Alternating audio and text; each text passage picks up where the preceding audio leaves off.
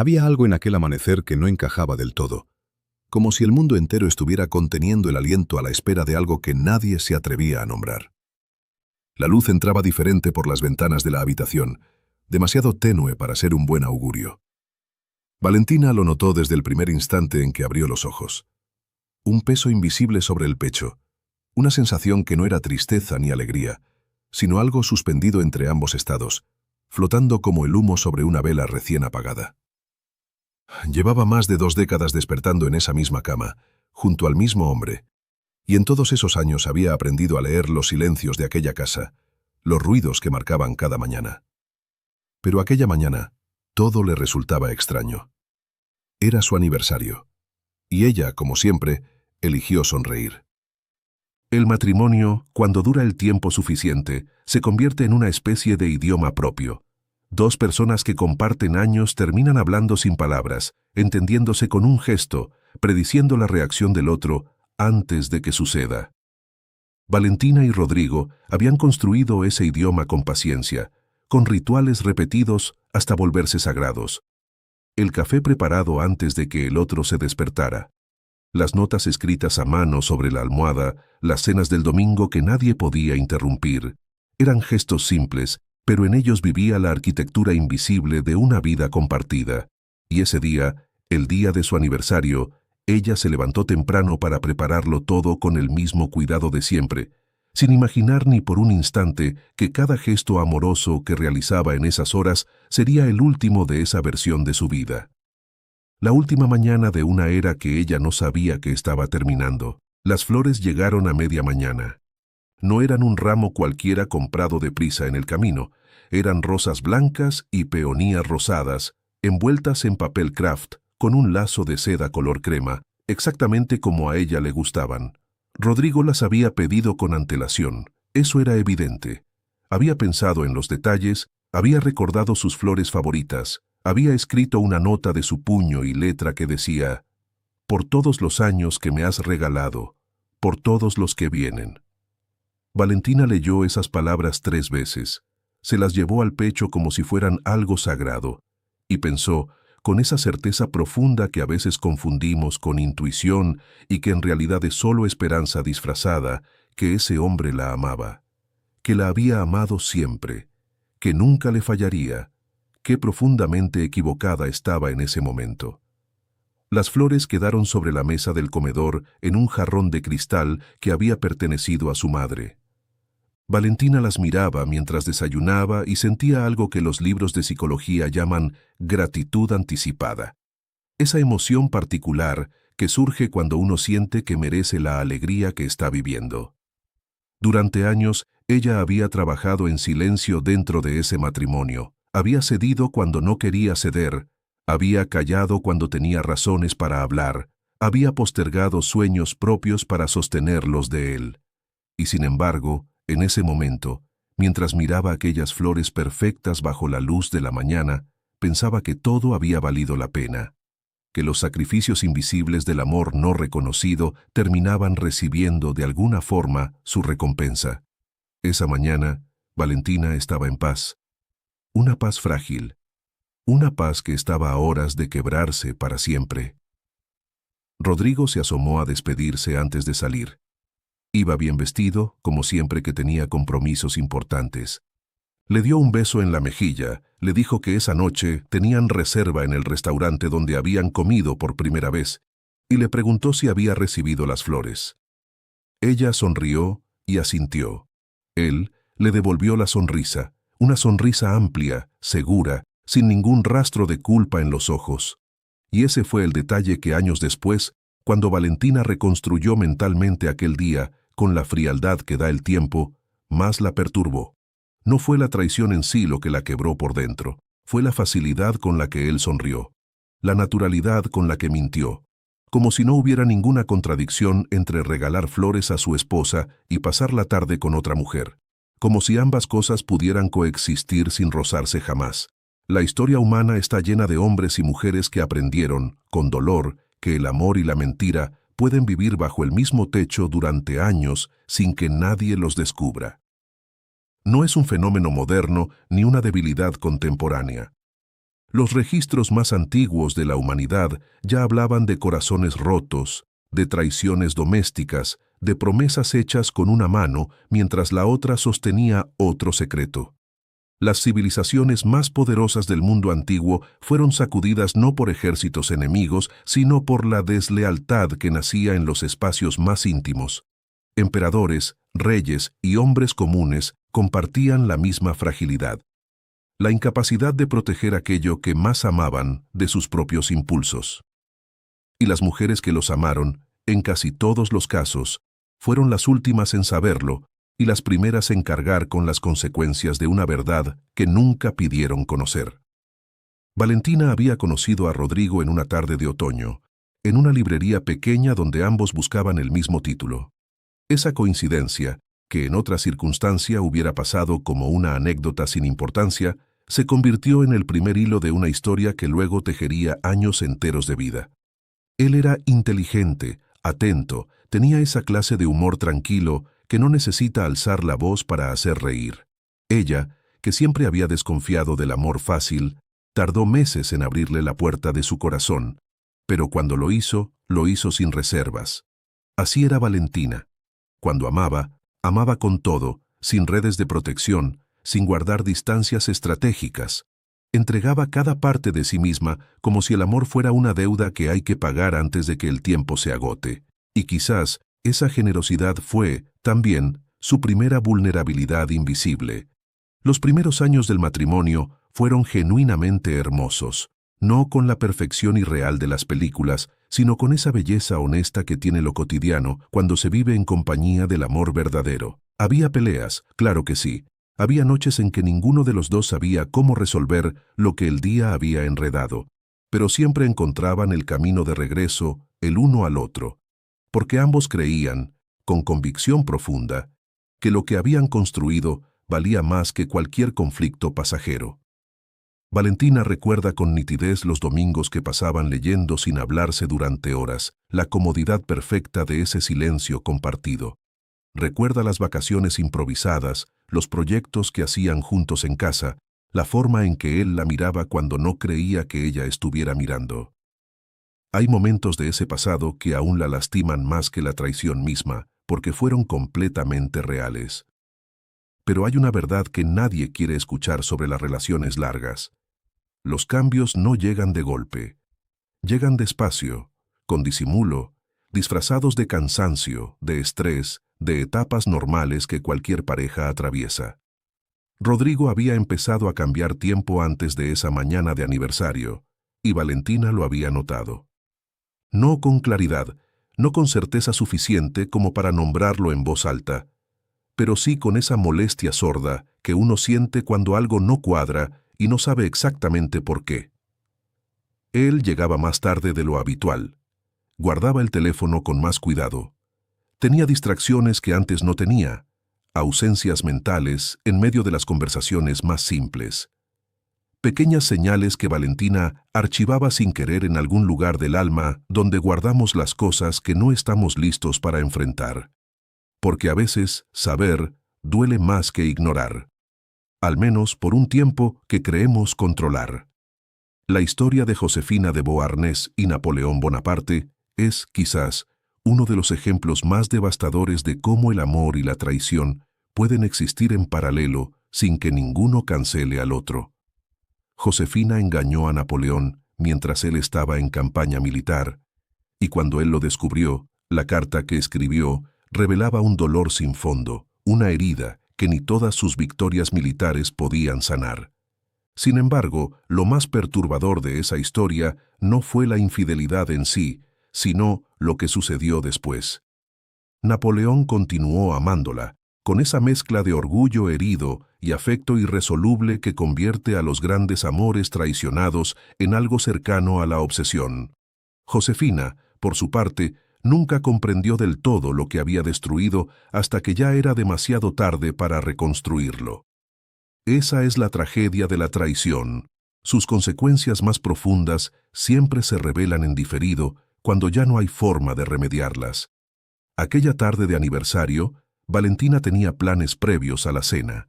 Había quedado para almorzar con Elena, su amiga de toda la vida, la mujer que la conocía mejor que nadie y con quien podía hablar sin filtros sobre cualquier cosa.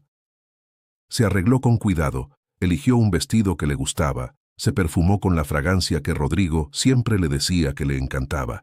Salió de casa con las flores todavía visibles sobre la mesa del comedor, con ese optimismo suave que produce un buen comienzo de día. En el taxi de camino al restaurante, miró por la ventana la ciudad moviéndose a su alrededor y pensó en lo afortunada que era. Pensó en todo lo que tenía. Pensó en los años que venían. Y ninguno de esos pensamientos incluía siquiera la posibilidad de que su vida estuviera a punto de partirse en dos mitades que jamás volverían a unirse de la misma manera. Rodrigo le había dicho esa mañana que tenía una reunión de trabajo antes de la cena. Una reunión breve, según él, en el hotel céntrico, donde su empresa a veces alquilaba salas para encuentros con clientes importantes. No era la primera vez que mencionaba ese hotel. Había sido, en los últimos meses, parte frecuente de su agenda laboral. Valentina nunca había preguntado demasiado. Ella no era de las que inspeccionan agendas ni rastrean ubicaciones. Había construido su matrimonio sobre la confianza, y esa confianza era para ella algo tan fundamental como los cimientos de la casa en que vivía. No cuestionaba porque no sentía que debía cuestionar. O quizás, en algún rincón honesto de sí misma, no preguntaba porque tenía miedo de las respuestas que podría encontrar. Esa diferencia entre la confianza genuina y el miedo disfrazado de confianza es una de las más difíciles de reconocer cuando se vive desde adentro. Los estudiosos del comportamiento humano han documentado durante décadas los patrones que preceden a las grandes traiciones dentro del matrimonio. No son, en casi ningún caso, erupciones repentinas. Son procesos graduales que siguen una lógica cruel y predecible. Primero viene la distancia emocional, ese espacio invisible que se instala entre dos personas que antes no lo tenían. Luego llegan las mentiras pequeñas, las que parecen inofensivas y que sientan las bases para las grandes.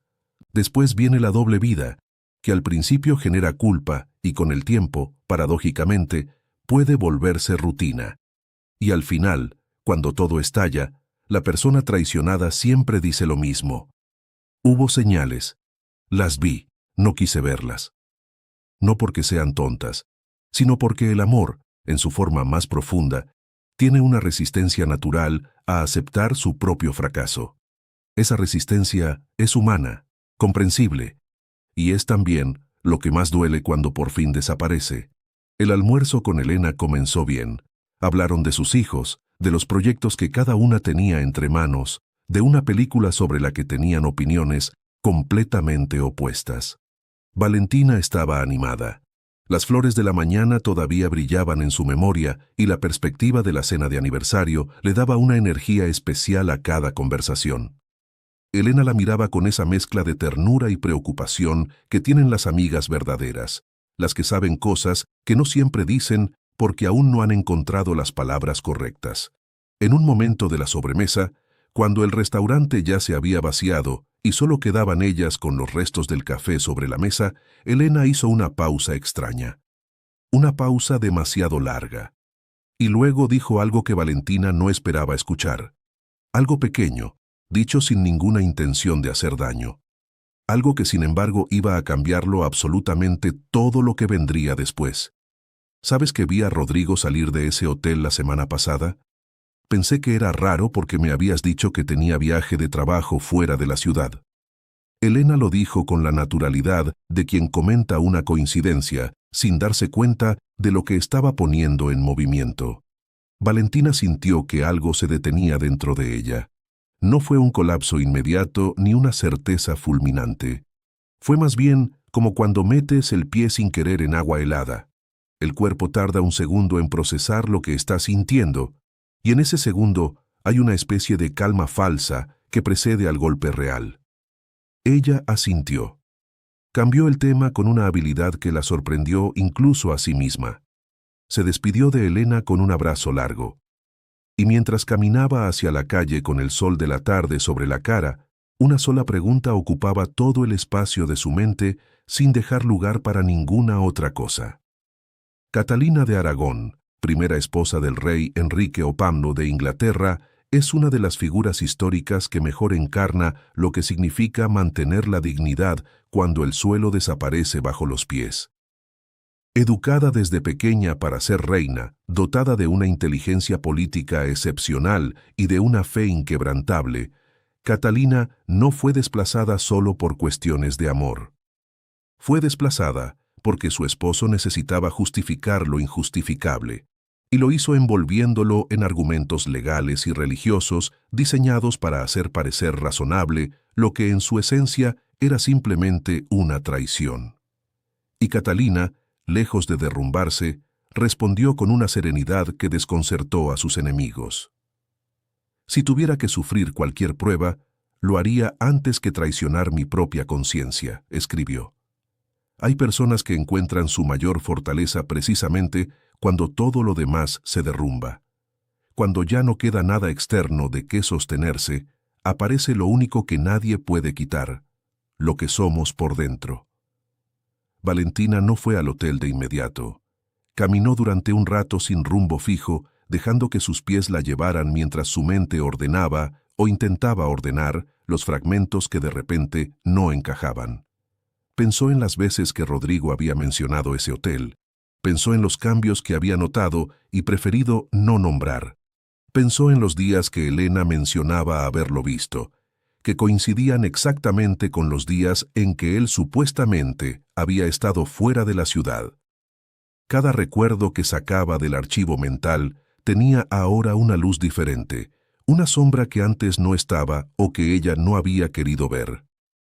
Fue entonces cuando tomó la decisión. No lo hacía por desconfianza, se decía a sí misma.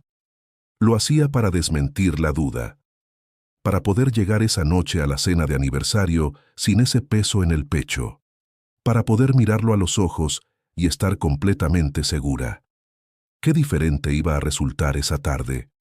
El hotel era un edificio elegante en el centro de la ciudad, uno de esos lugares que combinan la discreción con cierto aire de importancia. Valentina se detuvo en la acera de enfrente, bajo la sombra de un árbol, en un lugar desde donde podía ver la entrada principal sin ser vista. Llevaba ahí apenas 10 minutos cuando empezó a sentir la crueldad de lo que estaba haciendo. No porque espiara a su marido, sino porque estaba en ese lugar que ninguna persona quiere visitar jamás. El lugar de la duda que ya tiene forma, que ya pesa, que ya huele a algo que uno no quiere que sea verdad. Su teléfono vibró. Era Rodrigo. Un mensaje que decía: ¿todo bien, amor? Esta noche va a ser especial. Lo leyó 2 veces. Lo guardó en el bolsillo. Y siguió mirando la puerta del hotel con los ojos fijos y el corazón detenido, rogando en silencio que no pasara nada que confirmar. Pasó menos de 1 hora desde que llegó hasta que los vio salir. Rodrigo y una mujer que Valentina no reconoció al instante, caminando juntos con esa familiaridad que no se improvisa, la que solo da el tiempo y la intimidad repetida. Él le decía algo al oído y ella reía. Una risa tranquila, cómoda, sin ningún rastro de culpa ni de miedo en el cuerpo. Antes de separarse, él le tomó la mano y la sostuvo un momento. Un gesto pequeño, un gesto que Valentina conocía bien porque era el mismo que él usaba con ella en los momentos en que quería decir algo sin palabras. El mundo no se detuvo. Las personas seguían caminando en la acera. Los coches seguían pasando. La ciudad entera continuaba indiferente, como si nada hubiera cambiado, como si no acabara de derrumbarse en silencio la arquitectura completa de una vida entera. Y ahí estaba Valentina, de pie en la acera, invisible para el mundo, sosteniendo en el pecho el peso más grande que había cargado nunca.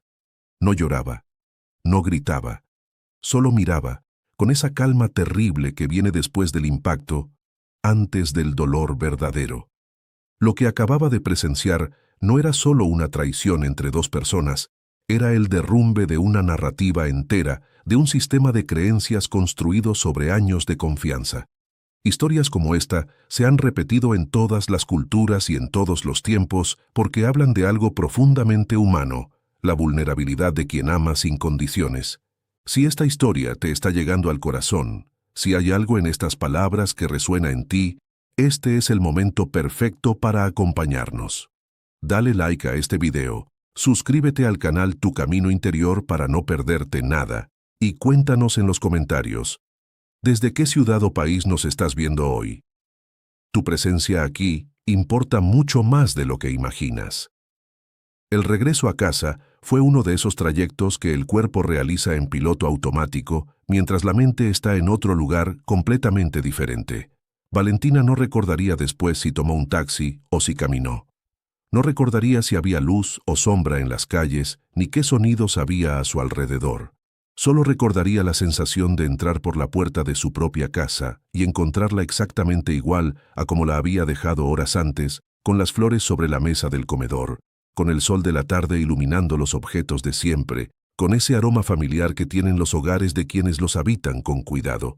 Todo estaba igual, y al mismo tiempo todo era irreconociblemente diferente, porque los espacios físicos no cambian cuando ocurre una traición, pero la persona que los habita ya no los ve con los mismos ojos.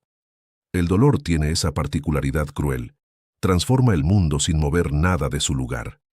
La pintora mexicana Frida Kahlo supo lo que era descubrir una traición de las que cambian el eje de la propia existencia. Diego Rivera, su marido, su amor más complejo y definitorio, no le fue infiel una vez ni con una persona cualquiera. Le fue infiel repetidamente y en una ocasión en particular con alguien de su propio círculo familiar. El golpe que esto representó para Frida fue de una magnitud que sus biógrafos han descrito como devastador en términos emocionales y físicos.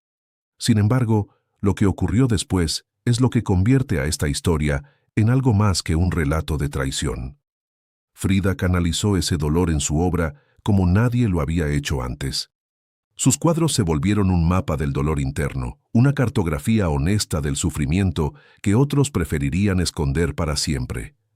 No sublimó el dolor, lo transformó. Y esa transformación la convirtió en una de las voces artísticas más poderosas de toda la historia. Valentina se sentó en el sofá sin quitarse el abrigo. Las flores seguían ahí, blancas y perfectas, ajenas a todo lo que había cambiado en el mundo que las rodeaba. El mensaje de Rodrigo todavía estaba en su teléfono. Esta noche va a ser especial. ¿Cuánto significado diferente tenían esas palabras ahora? Se preguntó cuántas veces en los últimos meses él había dicho algo que para ella era una cosa y para él era completamente otra. Se preguntó cuántas conversaciones habían tenido sobre el futuro, sobre los planes que construían juntos, mientras él sostenía en secreto otra realidad paralela. No era solo el engaño lo que la aplastaba en ese sofá. Era la reinterpretación completa de todo lo que había vivido. Cada recuerdo feliz se convertía en una pregunta. Cada momento de ternura se volvía sospechoso. Es así como la traición roba no solo el presente, roba también el pasado que uno creía haber tenido de verdad. Cuando Rodrigo llegó esa tarde, lo encontró sentada en la misma posición, el abrigo puesto, la mirada fija en ningún lugar concreto.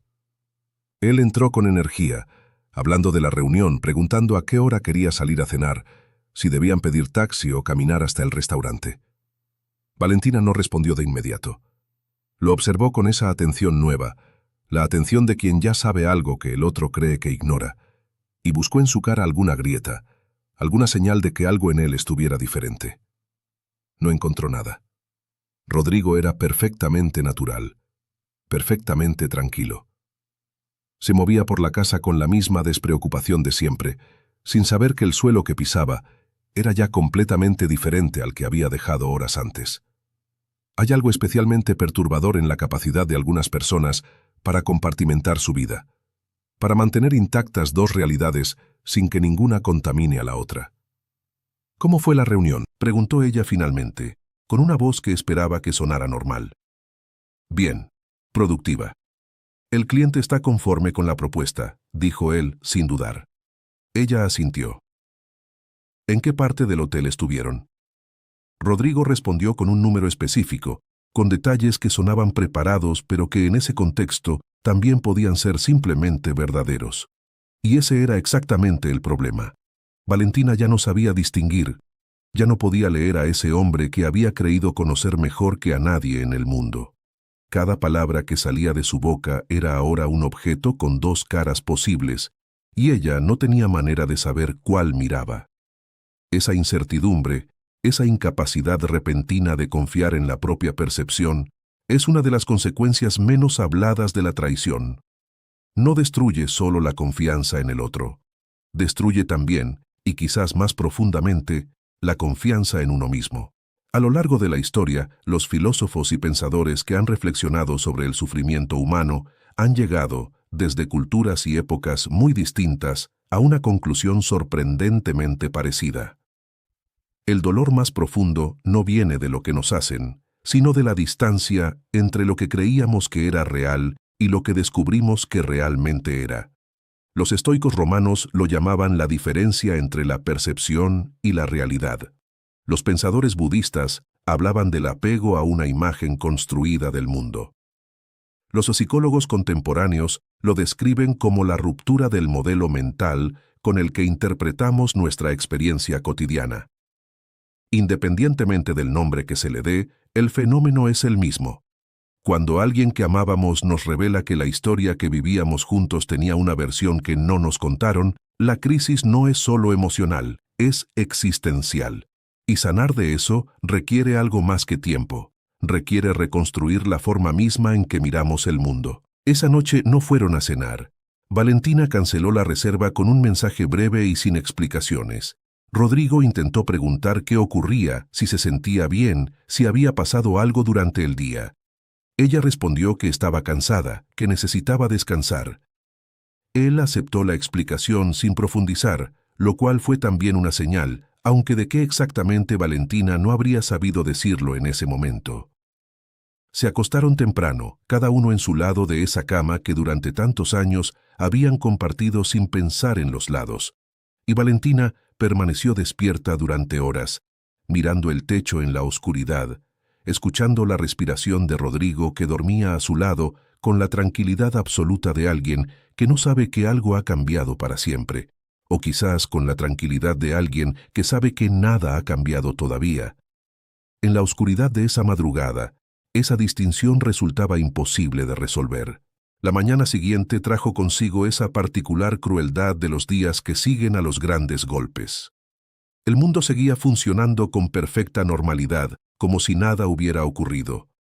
El sol salió a la misma hora de siempre. Los pájaros hicieron los mismos ruidos. El café se preparó en la misma cafetera, con el mismo aroma que durante años había sido el primer signo amable del nuevo día. Valentina se levantó antes que Rodrigo, se sentó en la cocina con la taza entre las manos y miró por la ventana el jardín que habían plantado juntos mucho tiempo atrás. Cada planta de ese jardín tenía una historia. Cada rincón de esa casa era un sedimento de tiempo compartido, de decisiones tomadas en pareja, de sueños que alguna vez habían sido suyos y de él al mismo tiempo. La pregunta que la ocupaba en ese momento no era si había visto lo que había visto. Era qué hacer con esa certeza que no podía devolverse. Las flores de aniversario empezaban a marchitarse. Solo habían pasado unas horas desde que llegaron, pero Valentina las miraba como si se marchitaran a cámara lenta frente a sus ojos. Las rosas blancas que la habían emocionado aquella mañana ahora le parecían ajenas, como objetos pertenecientes a un tiempo que ya no existía, aunque apenas hubiera transcurrido un día. Hay cosas que se rompen tan completamente que no admiten reparación, y el problema es que no siempre se sabe eso en el momento del quiebre. Valentina aún no lo sabía. Aún había una parte de ella que buscaba una explicación diferente, una que le permitiera conservar intacto lo que había creído tener. No porque fuera ingenua, sino porque el amor verdadero tiene una resistencia natural a la destrucción. Lleva tiempo entender que a veces lo más amoroso que puedes hacer por ti misma es aprender a soltar lo que ya no puede sostenerse. Las flores han tenido, en la historia humana, un simbolismo que va mucho más allá de lo decorativo. En las culturas antiguas, entregar flores era un lenguaje codificado, un sistema de comunicación donde cada especie y cada color transmitían mensajes que los iniciados sabían descifrar con precisión. Las rosas blancas, en particular, han representado a lo largo de los siglos la pureza, la sinceridad y la limpieza de intenciones. Ofrecerlas era hacer una promesa, era decir, sin palabras, algo sobre la honestidad de quien las entregaba. En la Europa medieval, los caballeros llevaban flores específicas como declaraciones de lealtad absoluta. En las culturas orientales, el acto de regalar una flor formaba parte de rituales de respeto cuidadosamente codificados durante generaciones. Rodrigo había elegido rosas blancas para su esposa en el mismo día en que planeaba estar con otra. El contraste entre el símbolo y el acto real era de una ironía que resultaba casi imposible de nombrar. Valentina esperó 3 días antes de confrontarlo, no por cobardía ni por indecisión, sino porque necesitaba ese tiempo para ordenar lo que sentía y lo que sabía. Necesitaba llegar a esa conversación con la claridad suficiente como para no derrumbarse antes de poder decir lo que tenía que decir. Durante esos 3 días vivieron juntos en una tensión que solo ella percibía, porque Rodrigo continuaba su vida con una normalidad que en sí misma resultaba perturbadora. Salía, volvía, preguntaba cómo había ido el día, comentaba noticias en la cena, dormía profundamente, y Valentina lo observaba todo con esa mirada nueva, la mirada de quien ya ve la imagen completa y no puede dejar de verla. En esos 3 días también hizo algo importante. Reunió evidencias, no para usarlas como armas, sino porque quería tener algo concreto en la mano cuando llegara el momento. Algo que él no pudiera desmentir con otra mentira cuidadosamente preparada. La noche de la confrontación llegó un martes sin ningún drama especial que la anunciara. Rodrigo había llegado a casa, había cenado, había encendido la televisión. Valentina esperó que apagara el aparato, que hubiera silencio real, y entonces se sentó frente a él en el sofá y lo miró directamente a los ojos. «Necesito que me cuentes algo», dijo. No alzó la voz. No había lágrimas. Solo esa mirada fija, serena, que Rodrigo debió haber reconocido como peligrosa, porque algo cambió en su expresión en el momento exacto en que ella habló. Una ligera tensión en la mandíbula, un parpadeo más frecuente de lo habitual. Señales pequeñas que el cuerpo no puede controlar cuando sabe que la verdad está a punto de aparecer sin que haya forma de detenerla. Valentina las vio todas, y supo, antes de que él dijera una sola palabra, que lo que iba a escuchar confirmará lo que ya sabía desde la acera de ese hotel. Algunas de las mujeres más importantes de la historia tuvieron que enfrentar traiciones de proporciones colosales, y lo hicieron con una dignidad que les costó todo, pero que las definió para siempre. Eleanor Roosevelt, esposa del presidente Franklin D. Roosevelt, descubrió la relación de su marido con otra mujer leyendo cartas que encontró por casualidad. El impacto fue tan profundo que estuvo a punto de disolver el matrimonio.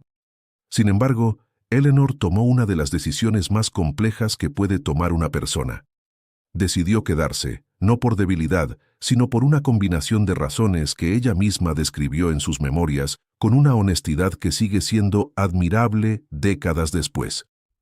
Lo que esa historia enseña no es que quedarse sea siempre la respuesta correcta. Enseña que cada mujer ante una traición tiene el derecho y también la responsabilidad de tomar la decisión más auténtica con sus propios valores. No hay una sola forma correcta de responder al dolor. Estuviste en el hotel ese día que supuestamente estabas en viaje de trabajo. Te vieron. Yo te vi. Las palabras salieron sin temblor, como si las hubiera practicado, aunque no lo había hecho. Simplemente eran verdad, y la verdad tiene a veces esa contundencia particular que no necesita preparación ni ensayo. Rodrigo la miró un segundo sin decir nada. Fue a hablar y ella levantó la mano con calma. No me cuentes una historia, no me des otra explicación de trabajo. Fui al hotel, vi cómo salían juntos.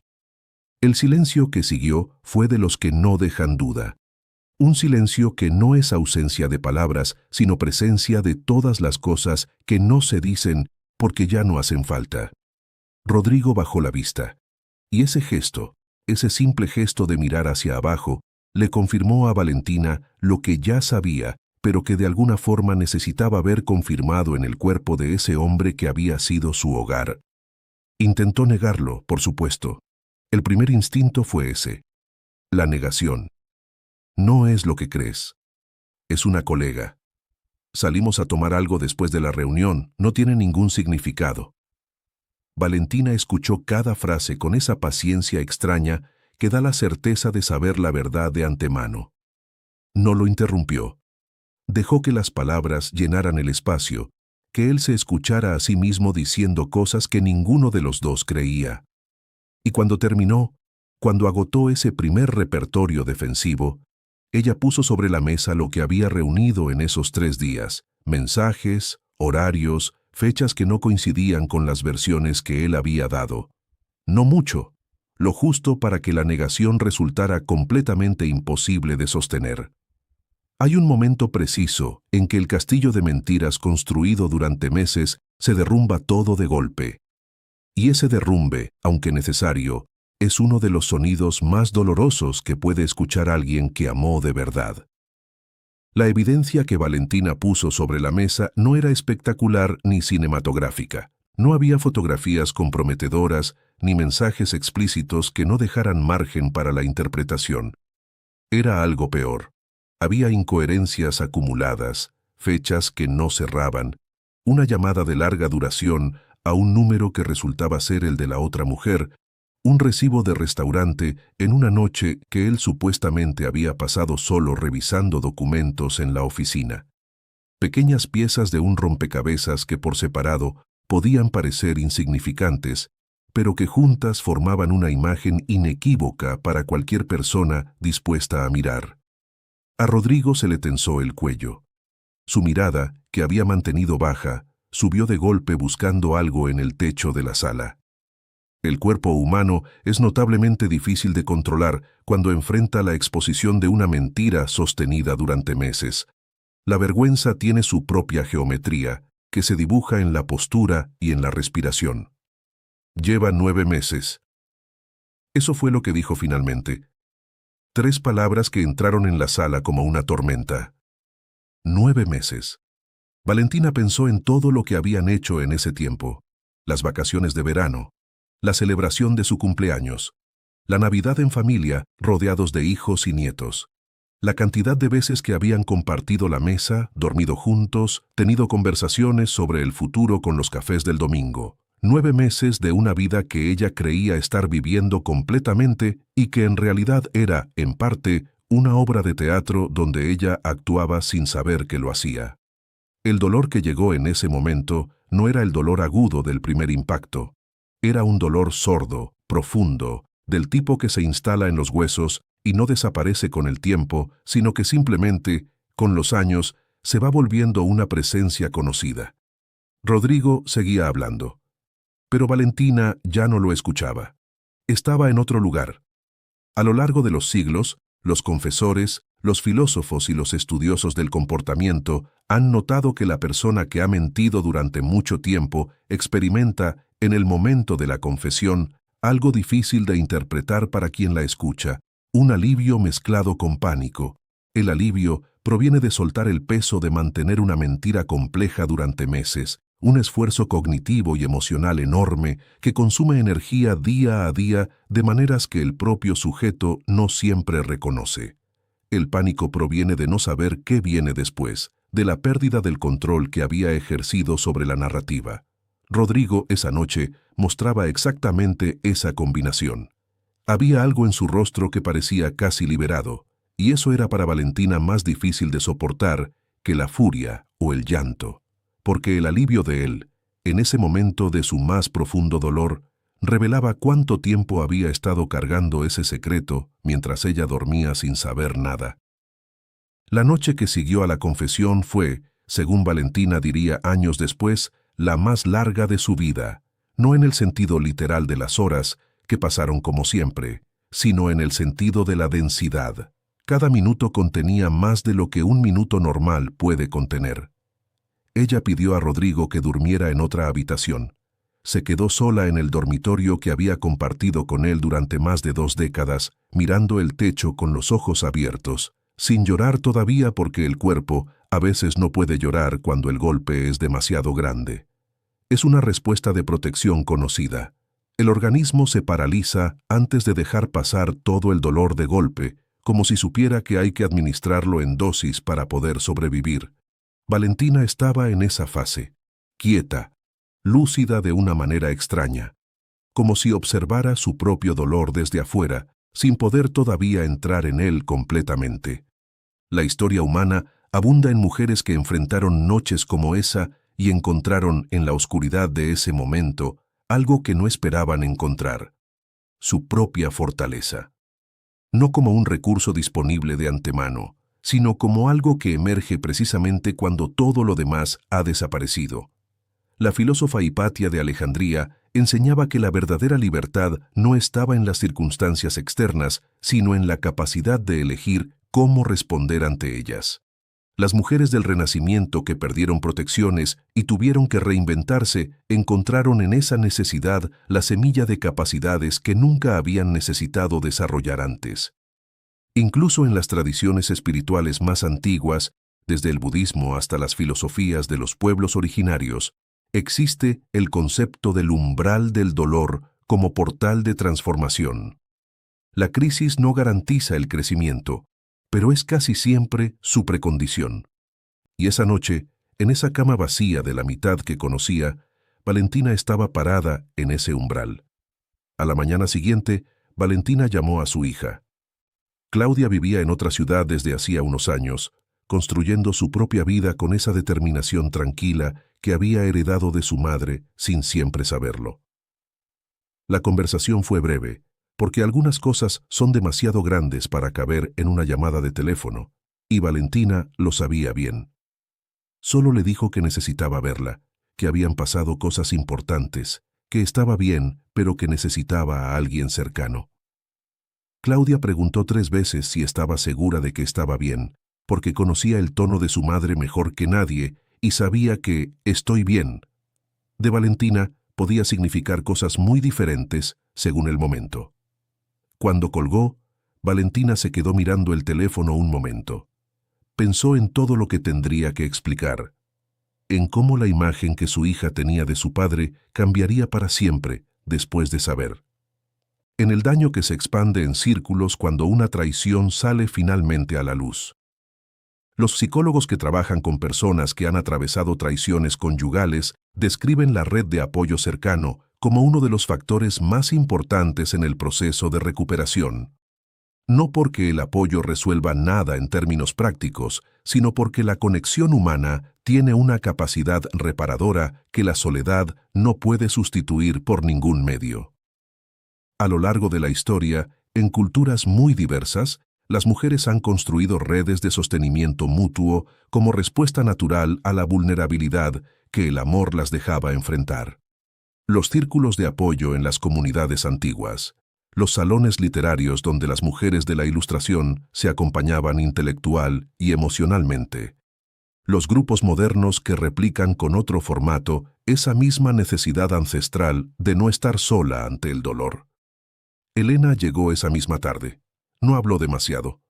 Preparó té, se sentó al lado de Valentina y simplemente estuvo ahí. A veces la compañía no tiene palabras y aún así es absolutamente todo. Los días siguientes tuvieron una textura extraña que resulta difícil de describir a quien no la ha vivido. Por fuera, muchas cosas seguían iguales. La casa, la rutina del desayuno, el sonido de la calle en la mañana entrando por las ventanas. Rodrigo se había instalado en el cuarto de huéspedes, y esa distancia física le daba a la situación una realidad concreta que solo de noche, cuando la casa quedaba en silencio, terminaba de procesarse del todo. Valentina funcionaba, hacía las cosas que había que hacer, pero por dentro, todo estaba revuelto de una manera que no se podía ordenar apurando el proceso. El duelo por una relación no es lineal. no sigue una secuencia predecible de fases que se cruzan y se completan ordenadamente. Es más bien como esas tormentas que paran y vuelven a empezar, que te hacen creer que ya pasaron y luego te sorprenden en el momento menos esperado con toda su fuerza. El duelo por el amor traicionado es diferente al duelo por la muerte, aunque guarda con él similitudes que los especialistas han estudiado con atención creciente. Cuando alguien muere, el dolor es limpio en su crueldad. La persona se fue. No hay ambigüedad posible. Pero cuando alguien te traiciona, la pérdida es más compleja, porque la persona sigue existiendo, a veces en la misma casa, pero la versión de esa persona que amabas, la versión que creías conocer íntimamente, esa ya no está y no puede volver. Valentina no lloraba a Rodrigo.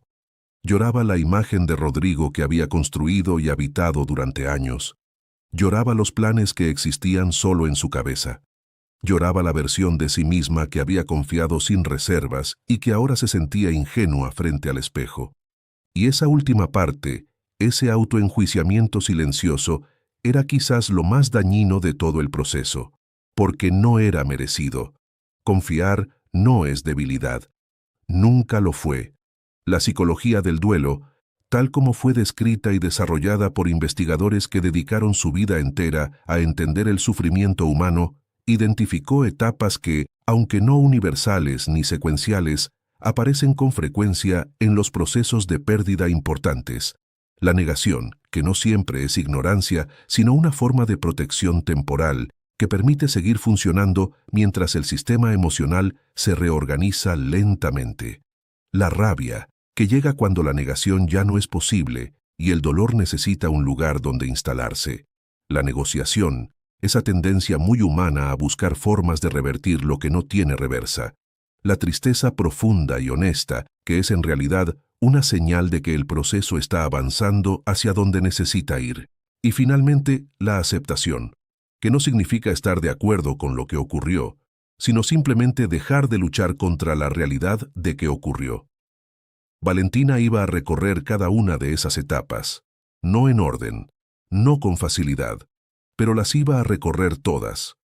Con el paso de los días, Valentina fue descubriendo detalles que no había buscado pero que aparecían solos, como cuando una grieta en una pared empieza pequeña y luego, sola, va creciendo hacia los costados sin que nadie la toque. Encontró facturas de restaurantes en fechas que ella recordaba por alguna razón específica. Descubrió que algunos viajes de trabajo que él había descrito con detalle no habían existido de la forma en que los contó. Se enteró, por una fuente inesperada, de que algunas personas cercanas habían sabido o al menos sospechado antes que ella.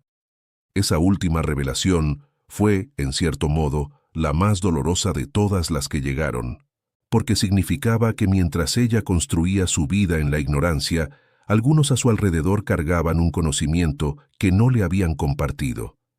Por protección, quizás. Por incomodidad, probablemente. Pero el efecto, independientemente de la intención, era idéntico. Ella había sido la última en saber sobre su propia vida. Valentina quiso saber quién era la otra mujer. No por obsesión ni por querer confrontarla, sino por esa necesidad humana de dar rostro concreto a lo que se teme, porque el monstruo sin cara siempre es más aterrador que el que tiene uno. Su nombre era Isabel. Tenía algunos años menos que Valentina. Trabajaba en el mismo sector profesional que Rodrigo, y según lo que él contó cuando finalmente dejó de mentir en partes, habían coincidido en un evento de trabajo y la conexión había crecido desde ahí. Una historia sin ninguna originalidad, tan repetida en sus líneas generales, que casi podría encontrarse en cualquier novela mediocre de los últimos 100 años. Y sin embargo, para Valentina, no era la historia de nadie más. Era la historia de su matrimonio, de su tiempo, de su confianza entregada sin condiciones. El dolor no distingue entre lo original y lo banal. Duele exactamente igual, a veces incluso más. La historia de la otra persona ha sido tratada de maneras muy distintas a lo largo del tiempo y de las culturas. En algunas épocas fue demonizada sin matices, cargando con toda la responsabilidad moral de una situación que por definición involucraba al menos a dos personas con su propia voluntad. En otras, fue romantizada, presentada como víctima de un amor imposible atrapado por convenciones sociales rígidas. La realidad, como casi siempre en los asuntos humanos, es más compleja que cualquiera de esas versiones simplificadas. Lo que la psicología contemporánea y el estudio honesto de estos casos revela es que la figura de la otra persona rara vez es la causa de una traición. En la mayoría de los casos, es el síntoma de algo que ya estaba roto en la relación principal. Eso no absuelve nada ni justifica nada en términos morales, pero ayuda a entender que el origen del problema, casi siempre, está mucho más cerca de lo que resulta cómodo reconocer y nombrar. Valentina tardó varias semanas en tomar una decisión. No porque dudara de lo que sentía, sino porque respetaba la magnitud de lo que estaba a punto de decidir. Una relación de tantos años, una vida construida en común, hijos adultos involucrados, una red de afectos y compromisos que se extendía mucho más allá de solo ella y de él. No quería decidir por impulso, ni tampoco dejar que el miedo la paralizara indefinidamente.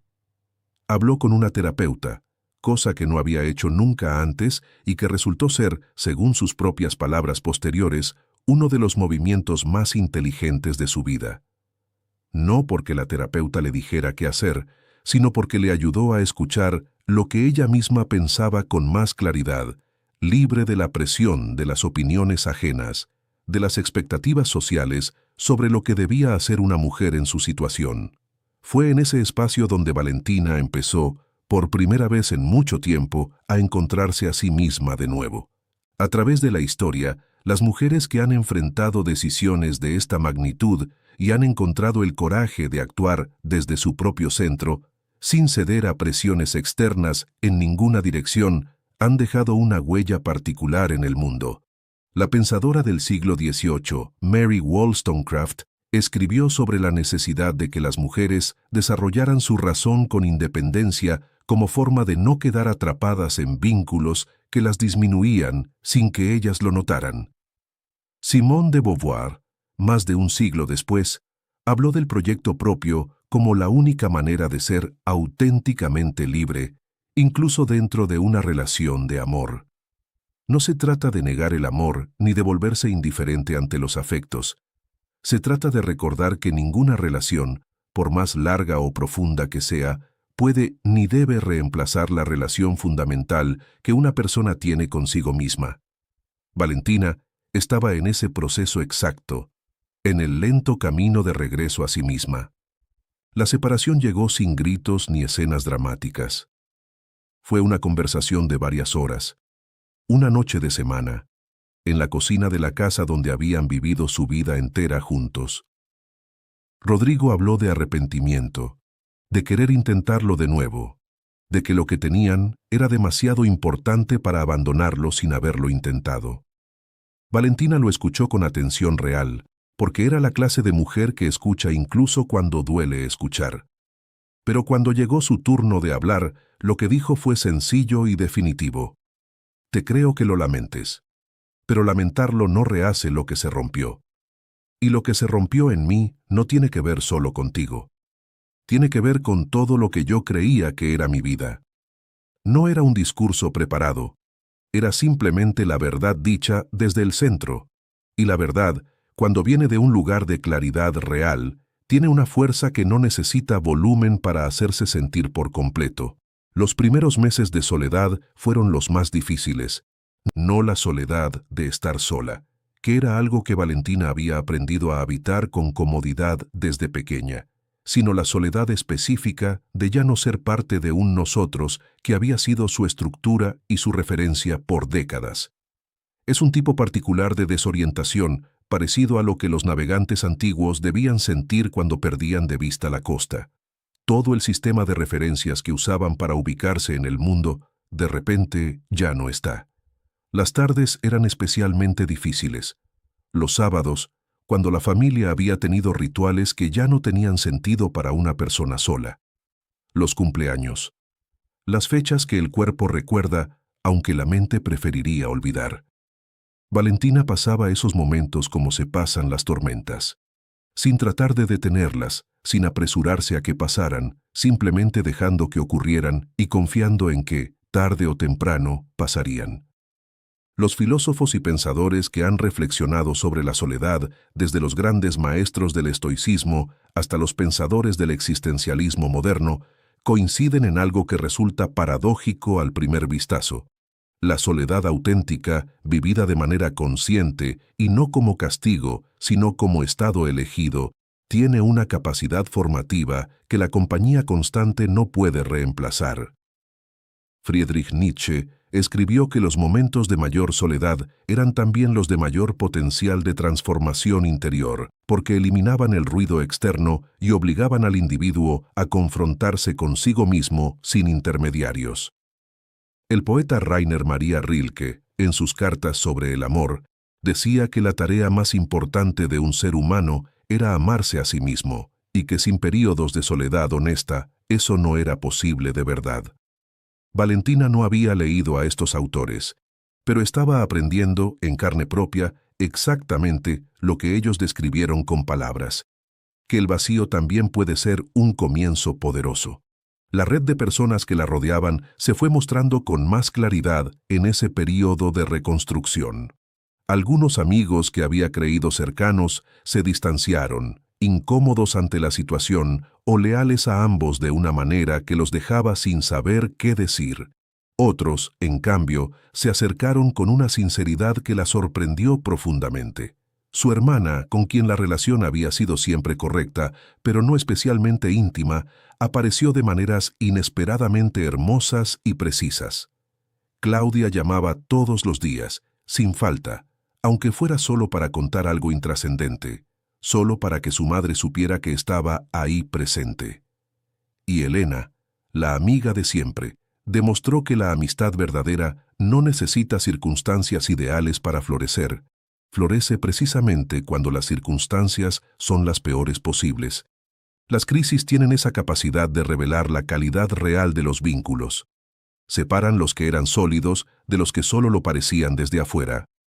Valentina estaba aprendiendo, en el modo más exigente posible, que la vida tiene una forma de enseñar que no siempre respeta nuestros tiempos ni nuestras preferencias, que las lecciones más importantes vienen casi siempre envueltas en las pérdidas más difíciles de cargar, y que detrás de cada historia de traición y dolor, si uno tiene la valentía de mirar hasta el fondo sin apartar los ojos, hay una historia de supervivencia, de resiliencia y de redescubrimiento que merece ser contada y escuchada. Si llegaste hasta aquí, si algo en estas palabras te tocó de cerca o conoces a alguien que esté viviendo algo parecido, dale like a este video en este mismo momento, suscríbete al canal Tu Camino Interior para acompañarnos en cada historia que compartimos. Y cuéntanos en los comentarios algo importante. ¿Alguna vez viviste una traición que cambió tu vida? ¿O conoces de cerca una historia como la de Valentina? Escríbelo abajo. Tu historia puede darle fuerza a alguien que hoy la necesita desesperadamente. El primer día que Valentina se despertó sin ese peso aplastante en el pecho, no fue un día especial marcado en ningún calendario. No hubo ninguna señal exterior que lo distinguiera de los anteriores, ni ningún acontecimiento que lo explicara. Fue simplemente una mañana en que se levantó, fue a la ventana, miró el jardín que tanto trabajo le había dado mantener en los últimos meses y sintió algo que tardó un momento en identificar con certeza. Era paz. No la paz resignada ni la paz artificial de quien se obliga a estar bien por voluntad pura. Era una paz genuina, frágil todavía, pero completamente real, como la primera luz después de una tormenta que duró demasiado. Como cuando el cuerpo de un enfermo empieza a dejar el dolor atrás sin que haya un momento preciso que marque el cambio. Valentina no supo cuándo exactamente había comenzado a sanar. Solo supo que ese día, por primera vez en mucho tiempo, el futuro no le parecía algo aterrador, sino algo abierto. La historia de la humanidad es, entre muchas otras cosas, una historia de renacimientos que nadie veía venir. Las civilizaciones que parecían acabadas encontraron formas de reconstruirse que ni sus propios contemporáneos podían imaginar. El Renacimiento europeo, Ese periodo explosivo de creatividad intelectual y artística surgió directamente de una época de epidemias, guerras y crisis de fe sin precedentes conocidos. La Europa que salió de la peste negra era, en términos culturales y filosóficos, una Europa completamente diferente a la que había entrado, como si el dolor colectivo hubiera abierto un espacio que en tiempos de comodidad nunca se habría abierto de ninguna manera. Los japoneses tienen la práctica del kintsugi, que consiste en reparar la cerámica rota con oro, haciendo de las grietas parte visible y hermosa del objeto reparado. No se oculta la ruptura. Se celebra porque la ruptura y la reparación forman parte de la historia completa de lo que existe. Valentina, sin saberlo, estaba haciendo kintsugi con su propia vida. Valentina comenzó a hacer cosas que había postergado durante años, algunas durante décadas. Pequeñas cosas al principio: retomar un curso de pintura que había dejado a medias sin terminar, volver a caminar por las mañanas con regularidad, llamar a personas con quienes había perdido el contacto sin razón clara. Luego, cosas más significativas: considerar un viaje completamente sola, algo que nunca había hecho, que siempre había asociado con una soledad que temía. Leer libros que nadie le había sugerido y que eran solo para ella. Reorganizar espacios de la casa según sus propios gustos, sin negociar con los de nadie más. Cada una de estas acciones era, en sí misma, un acto pequeño, pero su significado era enorme, porque representaban el reencuentro con una persona que había postergado su propia presencia durante demasiado tiempo. En cada elección libre que tomaba, Valentina estaba diciéndose a sí misma algo que llevaba años sin decirse: existo, quiero cosas, las merezco. Las historias de mujeres que reconstruyeron su vida después de una traición profunda son innumerables, aunque pocas veces ocupen los libros de historia que se enseñan en las escuelas con nombres y fechas. La escritora George Eliot, cuyo nombre real era Mary Ann Evans, vivió una vida que sus contemporáneos consideraron escandalosa, pero que ella eligió con una claridad extraordinaria. Tras relaciones que la decepcionaron profundamente, encontró en la escritura y en un vínculo tardío y verdadero un tipo de felicidad que no dependía de la aprobación ajena para existir. La actriz Sarah Bernhardt, ícono del teatro del siglo XIX, rehizo su vida personal en varias ocasiones después de traiciones y pérdidas que habrían paralizado a otras personas. No porque fueran ajenas al dolor, sino porque tenían algo que sus historias de fracaso no podían quitarles: la certeza de quiénes eran más allá de lo que les había pasado. Esa certeza es exactamente lo que Valentina estaba recuperando. Los pasos pequeños son, contra toda intuición, los más poderosos cuando se trata de reconstrucción real. La psicología del cambio auténtico ha documentado que las grandes transformaciones no ocurren en un instante iluminador, sino en la acumulación silenciosa de pequeñas acciones repetidas con intención y constancia.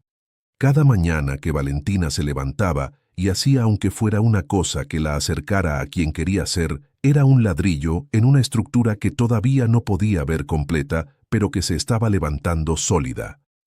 La neurociencia contemporánea confirma lo que los maestros espirituales de todas las tradiciones han enseñado por siglos. El cerebro se transforma con los hábitos sostenidos en el tiempo. Los patrones de pensamiento que se repiten crean conexiones que eventualmente se vuelven el territorio habitual de la mente. Valentina no estaba superando su dolor como si superarlo fuera pasar por encima de él sin tocarlo. Estaba integrándolo, convirtiéndolo en parte de su historia, no en su definición permanente. El estoicismo, esa filosofía práctica que nació en la antigua Grecia y floreció en Roma de la mano de Marco Aurelio, Epicteto y Séneca, tiene una idea central que Valentina, sin haber leído un solo libro de filosofía, estaba poniendo en práctica con notable instinto: la distinción entre lo que depende de nosotros y lo que no. Rodrigo la había traicionado. Ese era un hecho que no dependía de ella y que no podía cambiar por ningún medio. Pero ¿cómo respondía a ese hecho? ¿Qué hacía con él? ¿Hacia dónde dirigía su energía a partir de ese momento? eso sí dependía de ella completamente y de nadie más. Epicteto, que había sido esclavo antes de convertirse en uno de los filósofos más influyentes del mundo antiguo, enseñaba que la libertad interior no puede ser arrebatada por ninguna circunstancia externa. Valentina estaba descubriendo, desde adentro y desde la experiencia vivida, lo que eso significaba. Y era más poderoso de lo que cualquier palabra podría describir con precisión. Hubo un momento, unos meses después de la separación, en que Valentina tuvo una claridad que no esperaba y que no había buscado. Estaba sola en casa, una tarde de domingo, con música suave y una taza de té entre las manos, y de repente, la soledad ya no le dolía.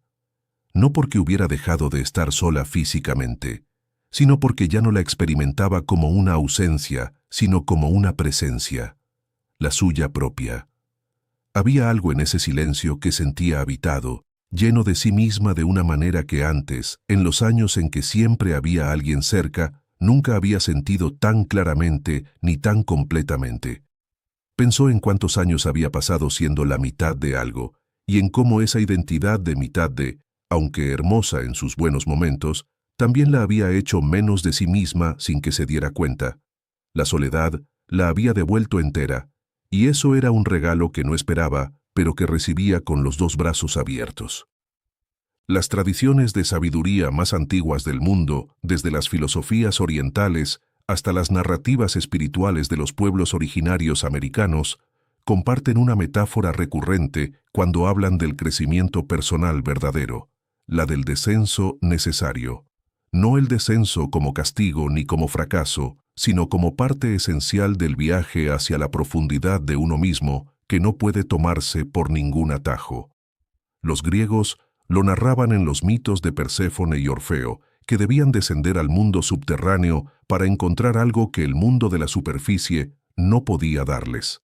Diversas culturas originarias tienen ritos de paso que implican atravesar la oscuridad como condición para acceder a una forma más madura y más honesta de la propia identidad. Los sufíes hablan del ego que debe ser sometido antes de que el alma pueda expandirse hacia algo mayor. Todas estas tradiciones dicen, con palabras diferentes, lo mismo: que nadie llega a su versión más profunda sin haber pasado primero por el fuego de alguna pérdida fundamental e inevitable. Valentina encontró su propósito nuevo en el lugar menos esperado. Había empezado a escribir, casi sin proponérselo, como forma de procesar lo que vivía y sentía. Un cuaderno al principio, páginas escritas sin orden ni estilo definido, solo la necesidad de sacar afuera lo que por dentro ya no cabía de ninguna manera. Con el tiempo, esas páginas empezaron a tener una coherencia que ella misma no había buscado ni planeado. Y un día, Claudia leyó algunos de esos textos y le dijo algo que Valentina no olvidaría por el resto de su vida. «Mamá, esto puede ayudar a alguien». No lo convirtió de inmediato en un proyecto concreto, pero la semilla estaba sembrada con fuerza. La idea de que su experiencia, con todo el dolor que contenía, podía tener alguna utilidad real para otras personas, atravesando algo parecido, le dio a esa experiencia una dimensión que el sufrimiento puro no tiene. El sentido no elimina el dolor, pero le da una dirección que lo transforma por completo. Las historias de transformación que la historia conserva, las que perduran y siguen siendo relevantes siglos después de haber ocurrido, tienen algo en común. En todas ellas, el protagonista pasa de ser definido por lo que le pasó a ser definido por lo que decidió hacer con lo que le pasó. Viktor Frankl, el psiquiatra austriaco que sobrevivió los campos de concentración nazis y construyó sobre esa experiencia una filosofía entera, escribió que el sufrimiento deja de ser sufrimiento en el sentido más aplastante cuando encuentra un sentido que lo trasciende. No dijo que el sufrimiento sea bueno en sí mismo. Dijo que el ser humano puede encontrar un porqué que lo sostenga incluso en las circunstancias más extremas e inimaginables. Valentina no comparaba su dolor con el de nadie. Su dolor era suyo, y en su propio universo era absoluto. Pero la lección le llegaba directa, mientras el sufrimiento es solo sufrimiento, paraliza. Cuando se convierte en material de construcción, libera de una manera que nada más puede lograr.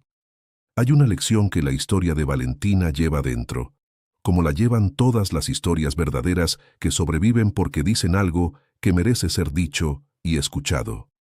Y es esta: el amor no protege del dolor. El amor es, de hecho, la condición que hace posible ciertos dolores que sin amor serían completamente impensables, pero eso no convierte al amor en un error ni en una trampa a evitar. Lo convierte en lo que siempre ha sido, el riesgo más alto y también la apuesta más profundamente humana que existe sobre esta tierra. Las civilizaciones que estudiamos en los libros de historia no se construyeron sobre la indiferencia ni sobre la frialdad calculada. Se construyeron sobre el afecto, la lealtad, el sacrificio y también, inevitablemente, sobre las traiciones y las pérdidas que hicieron a las personas más sabias y más profundas de lo que eran antes de vivirlas. La forma en que elegimos responder al dolor, con conciencia y honestidad, puede convertirnos en algo más de lo que éramos. Valentina llegó, con el tiempo, a un lugar que no esperaba encontrar y que ningún libro le había prometido: la comprensión sin justificación. No perdonó porque alguien le dijera que debía hacerlo, ni porque alguna tradición religiosa o filosófica se lo exigiera. No perdonó para que Rodrigo se sintiera mejor consigo mismo. Perdonó, en el sentido más profundo y honesto de la palabra, porque entendió que cargar con la rabia indefinidamente era seguir pagando un precio muy alto por algo que ya había pagado suficiente. Los historiadores y filósofos que han estudiado los grandes procesos de reconciliación coinciden en que el perdón genuino no es olvido ni aprobación. Es la decisión consciente de no permitir que el pasado siga gobernando el presente. Valentina no olvidó. No aprobó lo que había vivido, pero eligió no vivir con la rabia como compañía permanente. Y en esa elección encontró algo que durante mucho tiempo había buscado en la mirada de otro: la paz que nace de adentro y solo desde adentro puede perderse. La historia de Valentina no termina con una resolución perfecta, ni con un reencuentro romántico, ni con la vida ordenada como en los finales de película que a todos nos gustaría tener. Termina con algo más valioso que todo eso, con una mujer que se reconoce a sí misma, con alguien que atravesó la tormenta más difícil de su vida y salió del otro lado con más claridad sobre quién es y qué merece que antes de entrar. Las flores de aquel aniversario se marchitaron. El matrimonio de tantos años se disolvió en una conversación de cocina, pero Valentina no se disolvió. Valentina floreció con sus grietas visibles, exactamente como ese arte japonés que hace del quiebre parte de la belleza definitiva. Si esta historia te movió, te hizo pensar o te acompañó en algo que estás viviendo ahora mismo, dale like a este video y suscríbete a Tu Camino Interior ahora, porque hay muchas más historias como esta esperando ser contadas. Y antes de irte, cuéntanos en los comentarios, ¿cuál fue el momento de esta historia que más te llegó al corazón y por qué? Escríbelo. Tu voz en este canal siempre importa.